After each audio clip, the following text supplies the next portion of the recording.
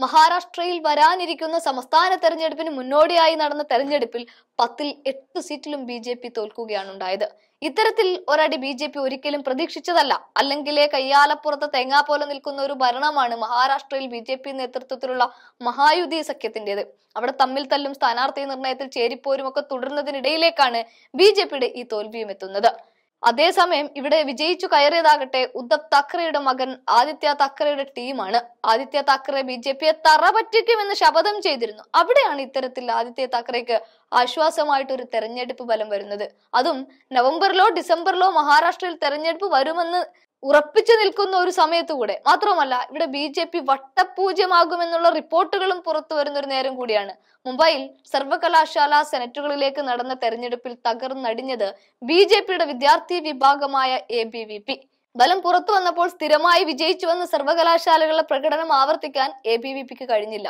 സംസ്ഥാനത്ത് നിയമസഭാ തെരഞ്ഞെടുപ്പ് ആസന്നമായിരിക്കെ വിദ്യാർത്ഥികൾ ഉൾപ്പെടുന്ന യുവജനങ്ങൾ തങ്ങളിൽ നിന്ന് അകന്നു പോകുന്നു എന്ന് ബി നിരാശ സമ്മാനിക്കുന്ന ഒരു ഫലം കൂടിയാണിത്. അല്ലെങ്കിലേ കേന്ദ്ര ഭരണത്തിൽ കാര്യപ്രസക്തമായ റോളുകളൊന്നും വഹിക്കാനാവാതെ മുട്ടിലിഴയുന്ന സമയത്താണ് സംസ്ഥാനങ്ങളിലെ ഇരട്ട എഞ്ചിൻ ബി ഏറെ സഹായമായിരുന്നത്. അതവർ ആവർത്തിച്ചു പറയുകയും ചെയ്തിട്ടുണ്ട്. എന്നാൽ ഹരിയാന അടക്കം ഇത്തവണ ബി കൈവിടുമെന്നാണ് എല്ലാ സർവേ ഫലങ്ങളും പറയുന്നത്. ഓപ്പറേഷൻ താമര വഴി ചാക്കിട്ടു പിടിച്ച മഹാരാഷ്ട്രയിൽ ബി അന്ത്യം എന്നാണ് യുവജനങ്ങൾ അണിനിരക്കുന്ന സർവകലാശാലയിലെ പരാജയത്തോടെ മനസ്സിലാക്കാനാവുന്നത്. എന്നാലോ ആദിത്യ താക്കറെ നേതൃത്വം നൽകുന്ന ശിവസേനയുടെ വിദ്യാർത്ഥി വിഭാഗമായ യുവസേന 10ൽ 8 സീറ്റും തൂത്തുവാരുകയാണ്. യുവസേനയുടെ ഓപ്പൺ കാറ്റഗറി സ്ഥാനാർത്ഥിയായ പ്രദീപ് ബാലകൃഷ്ണ സാവന്ത് തുടർച്ചയായ 3ാം വിജയമാണ് നേടുന്നത്.